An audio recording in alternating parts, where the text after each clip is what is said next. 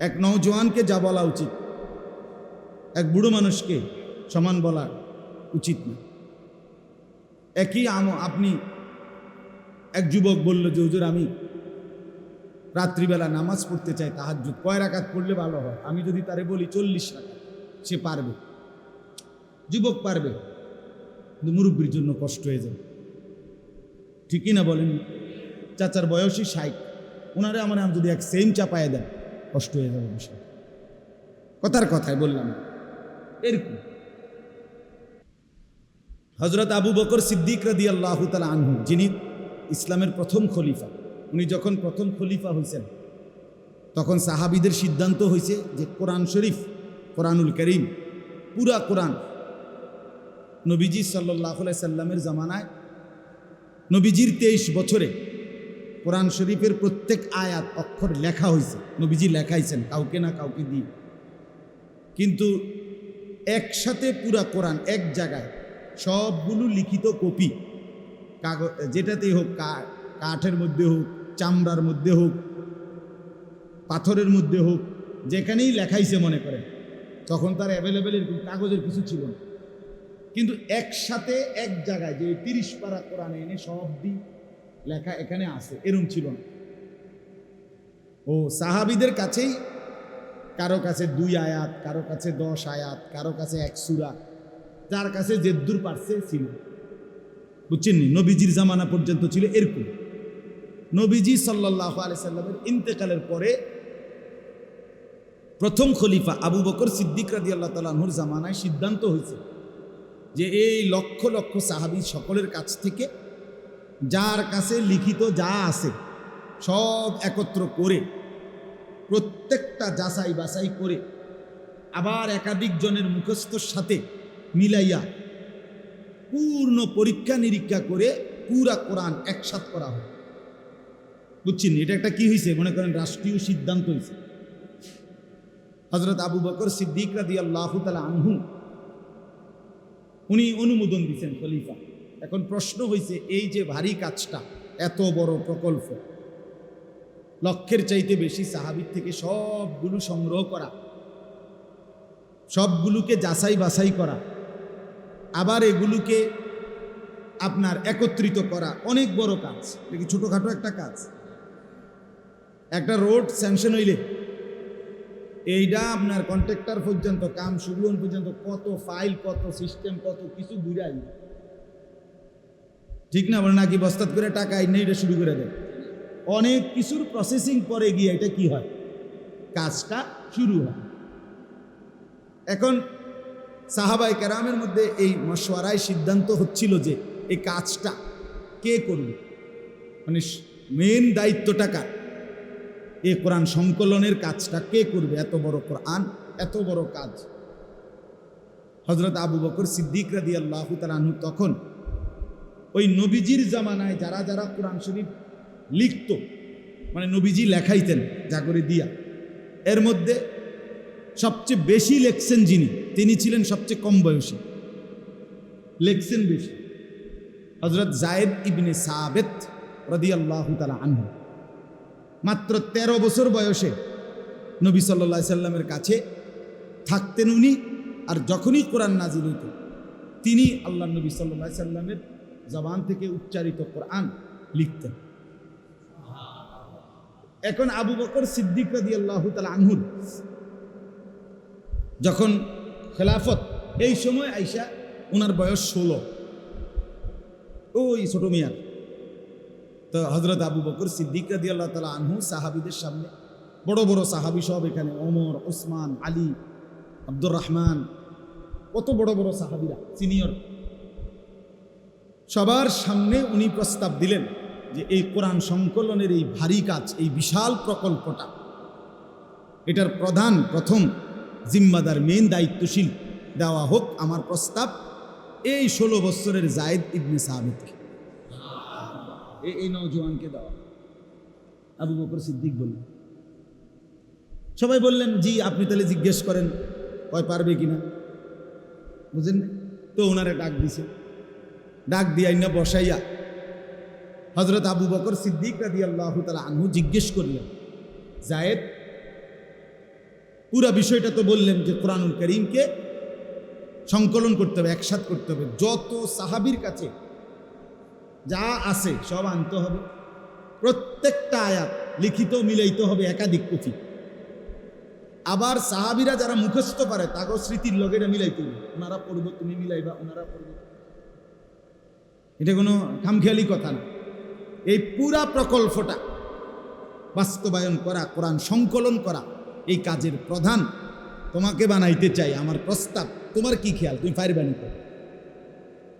হাদিসে স্পষ্ট আছে, আমরা নিজে পড়ছি।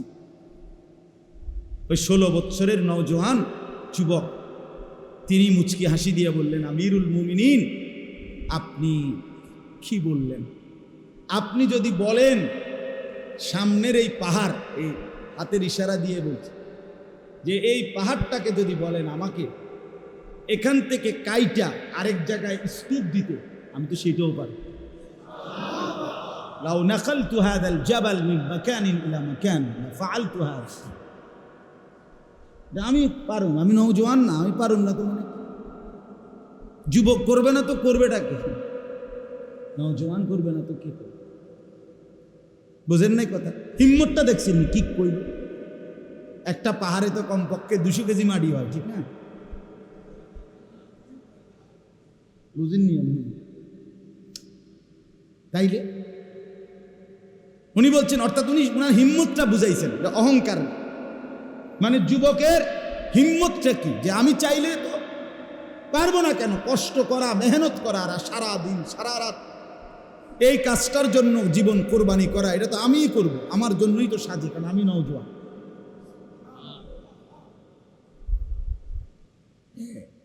যুবকের মধ্যে অসম্ভব শক্তি। নওজোয়ান গড়লেও দারুণ গড়তে পারে, নষ্ট করিলেও একদম নষ্ট করে দিতে পারে।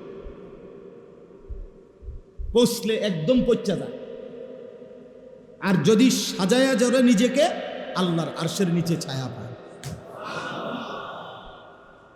নবী সাল্লাল্লাহু আলাইহি সাল্লাম বলেছেন, হ্যাঁ, 7 ধরনের ব্যক্তি আল্লাহর আরশের নিচে জায়গা পাবে হাসরের ময়দান। তার মধ্যে 7 ধরনের মধ্যে 2টাই যুবক। একটা হলো যে যুবক শাবুন নাশাআ ফি ইবাদাতিল্লাহ, যে তার যৌবনকাল আল্লাহর বন্দেগীতে কাটায়। 2 রাজুলুন দাআতহু ইমরাআতুন যাতু মানসাবিন ওয়া জামালিন ফাকালা ইন্নী আখাফুল্লাহ। ওই যুবক, ওই পুরুষ, ওই সামর্থ্যবান যুবক যাকে সুন্দরী, রূপসী, বংশিয়া, বংশেও বড়, চেহারা সুরত, রূপে গুণেও সুন্দর, এমন সুন্দরী বংশিয়া নারী মেয়ে তাকে জিনা ব্যভিচার, অবৈধ প্রেম ভালোবাসার দিকে ডাকছে। আর সেই যুবক, সেই পুরুষ উচ্চ কণ্ঠে বলে উঠছে, না, আমি আল্লাহকে ভয় করি। আল্লাহ নবী সাল্লাল্লাহু আলাইহি সাল্লাম বলেন, আল্লাহ তাআলা সাথে সাথে আরশে আজিম থেকে ঘোষণা করে, যুবক, আমি তোকে আমার পাশে বসতে দেব। হাসরের ময়দানে তুমি আমার পাশে বসো, আমার আরশের ছায়ায় বসো। একজন বিশ্ববিখ্যাত বুজুর্গ ছিলেন হযরত মালিক ইবনে দিনার রাহমাতুল্লাহ আলাইহি। উনি বলতেন, ইন্নামাল খায়রু ফিশ শাবাব, কল্যাণ, সমৃদ্ধি, খায়ের যত কিছু সব যুবকের মধ্যে, যৌবনের মধ্যে। এই জন্য নওজোয়ান ভাই আমার, কাজে লাগাইলেও এটাই হায়াত, নষ্ট করে দিলেও এটাই হায়াত। এই রাতও আর ফিরবে না, দিনও আর ফিরবে। 24শে জুলাই 2024 রোজ বুধবার, পৃথিবীতে আর কোনো দিন এই শিরোনাম হবে না। হবে কি? আগামী বছর 24শে জুলাই হবে, কিন্তু সেটা 25 সাল। আগামী সপ্তাহে বুধবার আসবে, কিন্তু সেটা 24 তারিখ। হুবহু এই শিরোনাম আর হবে হবে আর হবে না। কোনো রাত আর ফিরে না, কোনো দিন আর ফিরে না, কোনো ঘন্টা আর ফিরে না, কোনো সেকেন্ড আর ফিরে না। ইউকাল্লিবুল্লাহুল লাইলা ওয়ান নাহার, আল্লাহ বলেন, আমি রাত্র দিন পরিবর্তন করে থাকি। হুয়াল্লাযী জাআলাল লাইলা ওয়ান নাহারা খিলফাতান, আল্লাহ বলে রাত আমি বানাই, দিন আমি বানাই, খিলফাতান পর্যায়ক্রমে, বাই সিরিয়াল, বাই রোটেশন, একবার রাত একবার দিন, একবার রাত একবার দিন। এই যে রাত দিন রাত দিন রাত দিন, আল্লাহ বলে এটা আমি বানাই। কে বানায় বলে? আর ফিরবে না, আর ফিরবে না। বন্ধু আমার, বাপ আমার, গরম লাগুক শীত লাগুক, সর্বাবস্থায় এটা মনে রাখতে হবে। এই হায়াত, এই সময়, এই জিন্দিগি, এই ক্ষণ, এই মুহূর্ত আর আসবে না। আমার কাছে কিতাব আছে আরবি, ইমাম ইবনু রজব হাম্বলি রহমাতুল্লাহর কিতাব লাতাইফুল মাআরিফ কিতাবের মধ্যে উনি বলছেন, প্রতিটা দিন পৃথিবীবাসীকে ডাক দিয়ে বলে, হে জগৎবাসী, আমি শুধু আজকের জন্যই এসেছি, আমি আর কোনো দিন এই পৃথিবীতে ফিরব না। আল্লাহর বান্দা, আমারে নষ্ট করো না, কাজে লাগো, কসম করো। প্রতিটা রাত সন্ধ্যা যখন আসে আবার ডেকে বলে, হে আল্লাহর বান্দা, আমি রাত আজকের জন্যই এসেছি, আর আসবো না, আমারে নষ্ট করো না, কাজে লাগো, কাজে লাগো। ওয়ালতানজুর নাফসুম মা কদ্দামাত লিগাদ, আল্লাহ বলছে প্রত্যেকে খেয়াল করো আজকে তুমি আগামীকাল কিয়ামতের জন্য কি পাঠাইছো। এটা কোরআনের আয়াত, সূরা হাশরের মধ্যে আছে। আজকে খেয়াল করো, রাত একটু পরে আমরা সবাই ঘুমায় যাব, চোখ মেললেই ভোর হয়ে যাবে, তার মানে আজকের জন্য শেষ, হিসাব মিলায়ও। আল্লাহ বলছে ওয়ালতানজুর নাফসুন, প্রত্যেকেই খেয়াল করো, মা কদ্দামাত লিগাদ, আগামীকাল কিয়ামতের জন্য আজ কি পাঠিয়েছ, কি পাঠিয়েছ। নওজোয়ান বন্ধু আমার, দুনিয়া কখনো রাত, কখনো দিন, কখনো আলো, কখনো অন্ধকার, কখনো সুখ, কখনো বেদনা, কখনো আনন্দ, কখনো অস্থিরতা, কখনো পেরেশানি, এমনি এমনি পার হয়েছে, পার হয়েছে। এখানে আলো আছে তো অন্ধকারও আছে, এখানে রোদ আছে তো বৃষ্টিও আছে, এখানে কেউ হাসে তো একটু করে কাঁদে, এখানে আনন্দ তো বেদনাও আছে। কিন্তু খোদার কসম, আখিরাতে হাসরের ময়দানে কবর থেকে একবার যে হাসবে সে আর কাঁদবে না, একবার যে কাঁদবে সে আর হাসবে না।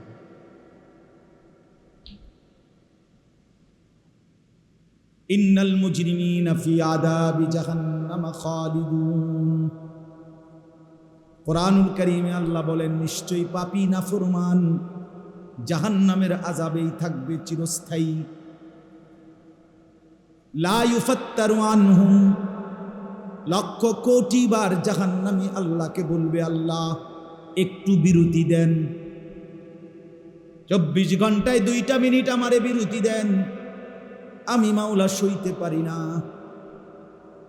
রব্বুল আলামিন বলেন, লা ইউফাত্তারু আনহুম, 1 সেকেন্ডের জন্য না ফরমান কোনো বিরতি দেয়া হবে না। অহুম ফীহি মুবলিসুন, এরপরে আল্লাহ বলেন, ওয়াহুম ফীহি মুবলিসুন, অনন্তকালের জন্য জাহান্নামী চিরস্থায়ীভাবে জাহান্নামে বিষণ্ণ মলিন চেহারা নিয়ে থাকবে, লক্ষ কোটি বছরে একবারও মুখে হাসি ফুটবে না। ওমা যালামনাহুম ওয়ালাকিন কানু হুমুজ যালিমিন, এরপরে আল্লাহ বলেন, জাহান্নামী চিৎকার করবে আর আল্লাহ বলবে, বান্দা বিশ্বাস করো বান্দা, আমি তোমার উপরে জুলুম করি নাই, তুমি নিজেই নিজের উপরে জুলুম করেছো। মনে করে দেখো বান্দা, প্রতিটা ইবাদতের জন্য আমি যথেষ্ট পরিমাণ সময় দিয়েছি, তুমি পাত্তা দাও নাই। 1টা বাজে জোহরের আজান হইছে, 4:45 বাজে গিয়া আসরের নামাজের আজান হয়েছে, মাঝখানে 3.5 ঘন্টা, 4.25 ঘন্টা সময় পার হয়েছে। 10 রাকাত নামাজ পড়তে 3.5 ঘন্টা সময় লাগে না? লাগে কি? কেন পড়লা না? আমি কি জুলুম করেছি কিনা আল্লাহ জিজ্ঞেস করবে। 4 রাকাত ফজরের নামাজ পড়তে সুবহে সাদিকের পর থেকে সূর্য ওঠার আগ পর্যন্ত তো 1 ঘন্টার বেশি, আমার বান্দা 1 ঘন্টা তো লাগার কথা ছিল না, 4 রাকাত নামাজ পড়তে তো 10 থেকে 15 মিনিটের বেশি লাগে না। যত্ন নিয়ে পড়লেও কেন পারলা না? এই নাফরমান, যারা নামাজ পড়ো না, নওজোয়ান মুসলমানের বাচ্চা, মায়ের পবিত্র দুধ খাইছো 2 বছর, মুসলমানের ঘরে বড় হইছ, কেমনি নামাজ পড়ো না?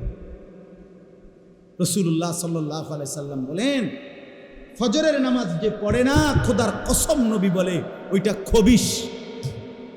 বেটা তুই খবিশ, খবিশ, খবিশ বেটা, যে ফজরের নামাজ এটা খবিশ, অপদার্থ, এটা কাসলান, এটা অলস, অপদার্থ, দজবঙ্গ, এটা ফালতু। রাসূলুল্লাহ বলছে খবিশ বেটা তুই। আর নবীজি বলছে খবিশ থাকে বাথরুম। খবিশ থাকে কোথায়? বাথরুম। এজন্য নবীজি বাথরুমে ঢুকতে, পেশাব পায়খানায় ঢুকতে দোয়া করতেন কি? আল্লাহুম্মা ইন্নী আউযু বিকা মিনাল খুবুসি ওয়াল খাবাইস। অর্থ আল্লাহ খবিশ থেকে পানাহ চাই, এটার অর্থ এইটাই। ফজরের নামাজ যে পড়ে না সে খবিশ, ফজরের নামাজ যে পড়ে না সে কাসলান, অলস। ফজরের নামাজ যে পড়ে না, আল্লাহর নবী বলেন যাকা রাজুলুন বালা শাইতানু ফি উদুনাইহি, এটা এমন ফালতু লোক, শয়তান যার 2টা কানে মুত্তা দিছে।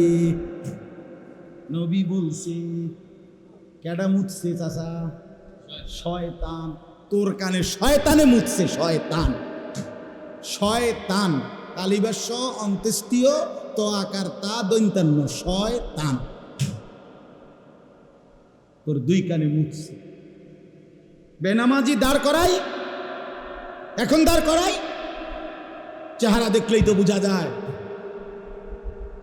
বেনামাজির চেহারা তো দয়া মায়াহীন, নির্দয়, পাষাণ, নির্লজ্জ, বেহায়া, বেশরম, অসভ্য, গাদ্দার। বেনামাজি গাদ্দার, গাদ্দার, গাদ্দার, গাদ্দার। ছোটখাটো গাদ্দার। এখনো মেম্বার চেয়ারম্যানের লগে গাদ্দারামি করে না, এখনো এমপি মন্ত্রীর লগে গাদ্দারামি করতে, আরশে আজিমের মালিকের সাথে গাদ্দারামি করে। তার চাইতে বড় বেয়াদব আর কেউ হইতে পারে না। আপনি কার লগে তেরামি করেন বুঝিনি, কথা বলেন না। যে নামাজ পড়ে না সে কার লগে তেরামিটা করতেছে? ইমাম সাহেবের লগে। তার মতো কি সে ছোটখাটো বেয়াদব? কি ছোটখাটো গাউরা? একটা আসার দিব বেটা, ফেরেশতা একটা আসার দিব। কোরআন শরীফে আছে দোস্ত, রব্বুল আলামিন হাসরের ময়দানে নাফরমানকে বলবে, ফেরেশতাকে ডাক দিয়ে খুজুহু ফাগুল্লুহু, আল্লাহ বলবে ফেরেশতা তারে ধর, তারে শক্ত করে বেঁধে ফেল। কোরআন শরীফের আয়াত, তারে বাঁধে। আল্লাহর কসম বন্ধু, আমি নিজে তাফসীরে পড়ছি। আল্লাহ যখন জাহান্নামী নাফরমানকে বলবে ফেরেশতাকে যে ওরে বাঁধে হাসরের মাঠে, তো এই দুনিয়ার বান 2 রকমের। একটা হলো খুজুহু ফাগুল্লুহু, আল্লাহ বলবেন তারে ধর, তারে বাঁধে। এবার ফেরেশতা বলবে আল্লাহ বেঁধে ফেলেছি, এবার কি করব? আল্লাহ বলেন সুম্মাল জাহিমা সাল্লু, ওরে একটা লাথি মাইরা জাহান্নামে ফেলে দে। মার লাথি, মার, ত্রাম করে লাথি দে তারে। একটা লাথি মারবি যাতে 1 লাথির লগে জাহান্নামে গিয়া পড়ে। মাতবরি বাদ দুগে খাইয়া এক একজন ছোলা পানের চেহারা, বাবা বাহ, মোবাইল একখান চালায় হেবাটা, এই আর কোনো কিছু না। সারাদিন বই বই মোবাইল টিপে, বেড়ি চায়, নর্তকী দেখে, উলঙ্গ ছবি দেখে, কখনো খাড়াইয়া মতে, কখনো বইয়া মতে, কখনো আটতে আটতে মতে। মানুষের মাইয়া দেখলে, বেড়ি দেখলে ফিসি ফিসে শীষ মারে, নিজেরা অসভ্য কথাবার্তা বলে, আর কি তাফালিং করে, খালাস। এটাই জীবন মিয়া। এত ফালতু বুঝি মানুষের জীবন হয় বেটা। আজকে যে 5 দিন 6 দিন নেট বন্ধ, তো এখন কেমনে চলো? ওই যুবক, কষ্ট হয় না? আমার তো খুব চিন্তা লাগে। আরে ফোলাফাইন কি কষ্টে জানি আছে রে। আহারে, যে সারা রাত উলঙ্গ ছবি দেখে তার কলজাটা কেমনে তেজে বিষ খাইছে না, এটাও তো কথা।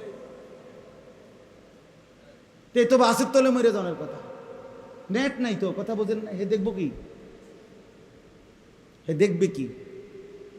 সপ্তাহখানিক আরো থাকলে, নেট না থাকলে বড় বড় মোবাইল দিয়ে ছেলে ফেলে দেখবেন কটকুটি খাবে। কটকুটি বুঝেন না? বাঙ্গারি মাল বেছে যেখানে কটকুটি যায়। হায় মুসলমানের বাচ্চা, মুসলমানের ভাই, হায়াতের কদর করে। স্বার্থপর এই দুনিয়ায় কেউ মনে রাখবে না, কেউ না। শুধু শুধু দোস্ত আমার, বন্ধু আমার, বাপ আমার, আপনাদেরকেও বলি, হারাম দিয়ে সন্তান মানুষ করেন না।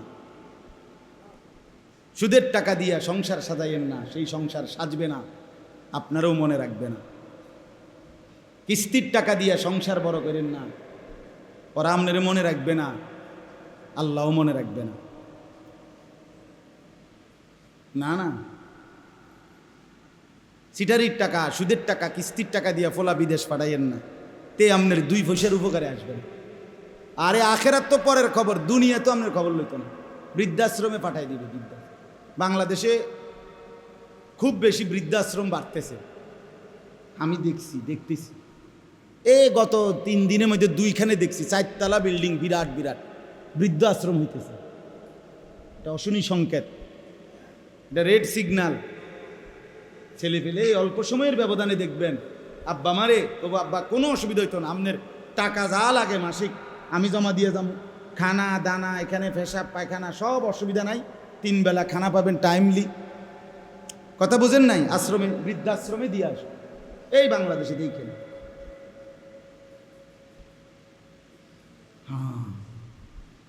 তখন বুঝবেন, তখন মনে পড়বে, হায় সন্তান, তোর জন্য আমি কত রাত বিনিদ্র কাটাইছি, তোরে বড় করতে গিয়ে আমি হালাল হারাম কিছুই বাঁচি নাই, আমার মালিকের একটা সেজদা দিবারও টাইম পাই নাই, নিজেকে ভুলে সংসার গড়তে চেষ্টা করছে। আজ আর সংসারের কেউ আমারে মনে রাখে। স্বার্থপর এই দুনিয়া। সামনের সিএনজি অ্যাক্সিডেন্ট করে 3 জন মরে গেলেও পিছনের সিএনজি থামে না, সে পাশে দিয়ে চলে যায়। সামনের গাড়ি আর পুরা গাড়ি যদি মাইরা যায় মানুষ, পিছনের গাড়ি থামে না, সাইডি দিয়া জ্যাম ভাঙ্গা কাইটা আস্তে আস্তে চপ চলে যায়, কেউ থামে না। স্বার্থপর এই দুনিয়া, কেউ মনে রাখে না। দুপুরবেলা যারা তাদের মাকে বাবাকে জানাজা পড়াইয়া দাফন করছে, কানছে, ওরাও রাত্রেবেলা আসার পরে পাশের বাড়ির থেকে ভাত তরকারি রান্দাইয়ে এরা পেট ভরে ভাত খায়। হ্যাঁ, খায় না? স্বার্থপর। ওমা হাদিহিল হায়াতুদ দুনিয়া ইল্লা লাহবুন ওয়া লাইব। রব্বুল আলামিন বলে, বান্দা, দুনিয়ার জীবন তামাশার খেলাধুলা ছাড়া আর কিছু নয়। উজানির পিসা হুজুর বলতেন, বাবা, বাচ্চা যেমন মালা ঠোলা নিয়ে বিকালে খেলতে বসে, সন্ধ্যা যখন হয়ে যায়, অন্ধকার ঘনিয়ে আসে, তখন বাচ্চার মা যখন ডাক দেয়, বাচ্চা যখন মালা টোলা সব কিছু হাত দিয়ে বাড়ি মাইরা ফেলে দিয়ে সব মায়ের কাছে ছুটে যায়। রব্বুল আলামিন বলে, বান্দা, 60 বছরের দৌড়ঝাঁপ, লাফালাফি আর ফালাফালি ফেলে আমি যখন ডাক দেব, মালাকুল মউত একটা টান দিয়ে তোকে আমার কাছে নিয়ে আসবে। মালা ঠোলার এই দুনিয়া চলে যাবে। জন্য যুবক বন্ধু, বাবা, আমার মুরব্বী চাচা, সবাইকে বলি, চলেন বদলে যাই, নিজেকে নিয়ে ফিকির করি। হ্যাঁ, ভাবলে ভালো। দোস্ত আমার, ভাবলে ভালো। চাচা আমার, ভাবলে ভালো। আমি ফেরিওয়ালা, আমি দিল জাগাইতে চাই, বিবেক জাগাইতে চাই। শুধুই কেবল আপনার কাছে জ্ঞানের বাহাদুরি দেখানো মাকসাদ না। ছেলেরা মহব্বত করে, আমি দেখছি আলহামদুলিল্লাহ অনেক আগ্রহ। আল্লাহ তাআলা প্রতিটা ছেলের আগ্রহ কবুল করে নেন। ওরা ফিরতেছে ইনশাআল্লাহ, হতাশ হয়েন না, নওজোয়ান ফিরতেছে ইনশাআল্লাহ। ইনশাআল্লাহ নাফরমানি যেমন বাড়ছে, ইমানদারও বাড়ছে। হতাশার কিছু নাই, হতাশ হওয়ার সুযোগও নাই। আমি অনুরোধ করছি আমরা প্রত্যেকে এটা ইনসাফের সাথে, ওই যে আয়াত পড়লাম, আল্লাহ বলবেন বান্দা আমি জুলুম করি নাই, তুমি করছো। আমি হায়াত দিছি, সময় দিছি, আমি রাত দিছি, দিন দিছি, আমি সকাল দুপুর বিকেল আমি দিয়েছি।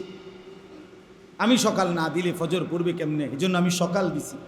আমি দুপুর না দিলে আমার বান্দা জোহর কেমনে পড়বে, এজন্য আমি দুপুর বানাইছি, বিকাল বানাইছি আসর পড়তে, সন্ধ্যা বানাইছি মাগরিব পড়ার জন্য, রাত বানিয়েছি এশা তাহাজ্জুদ পড়ার জন্য। আমি তো সুযোগ দিছি বান্দা, আমি তো জুলুম করি নাই। আশ্চর্য কথা হইল বাপ, এই যে আয়াত পড়লাম, এর পরের আয়াত হলো এই লোকটা তখন জাহান্নামী বুঝবে যে আমি সরাসরি আল্লাহর কাছে আর চাইয়া লাভ নাই। উনি আমারে বিরতিও দেয় না, আমার মুখে আর হাসিও ফুটবে না। এইবার কসম খোদার জাহান্নামী অস্থির হইয়া, কোরআন শরীফে আছে জাহান্নামী তখন ওই জাহান্নামের ফেরেস্তার যিনি লিডার প্রধান, ওনার নাম হলো মালেক। কি নাম? মালেক। এই মালেক ফেরেস্তাকে জাহান্নামী ডাক দিবে, ডাক দিয়া বলবে ওয়ানাদাউ ইয়া মালিক। এই যে কোরআনের আয়াত দ্বারা জাহান্নামী ডাকবে, হে মালিক, লিয়াকদি আলাইনা রাব্বুক। জাহান্নামী বলবে ফেরেশতা মালিক, তুমি তোমার আল্লাহকে বলো না আমাকে একবারে শেষ করে দিতে,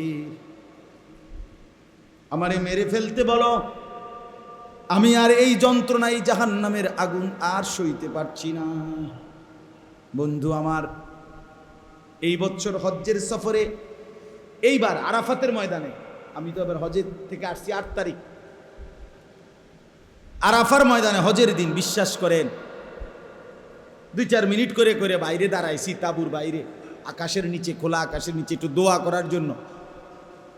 হজের দিন, আরাফার দিন নবীজি খোলা আকাশের নিচে দাঁড়িয়ে দোয়া করতেন।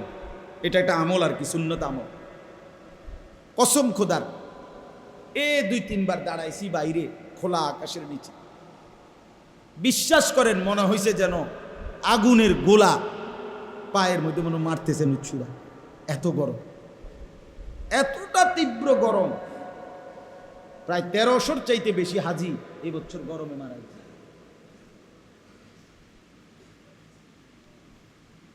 তাইলে 9 কোটি, বিজ্ঞানের ভাষায় সূর্য কত দূরে? 9 কোটি 30 লক্ষ মাইল দূরের সূর্য যদি আলো দিলে এখানে এত গরম হয়, তাইলে মাথার উপরে যখন সূর্যটা 1 বিঘত উপরে হাসরের ময়দানে থাকবে, বন্ধু আমার কেমন গরম হবে, কেমনি সইবে?